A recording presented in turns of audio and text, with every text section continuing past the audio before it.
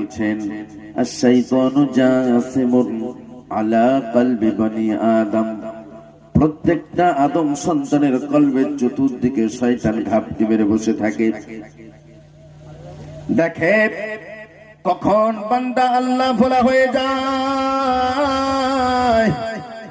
যখনই বান্দা আল্লাহ শরণ থেকে দূরে সরে যায়, অমনি ইবলিস ওই বান্দার ঈমানের উপরে হামলা করে। যে কোনো মুহূর্তে প্ররোচনা দিয়ে প্রলোভন দেখিয়ে ওই বান্দাকে বেঈমান করে কবরে পাঠায়। বলুন নাউজুবিল্লাহ।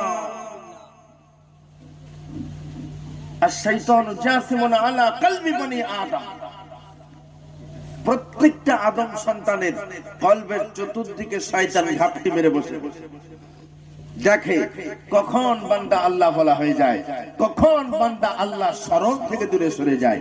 ঠিক যে মুহূর্তে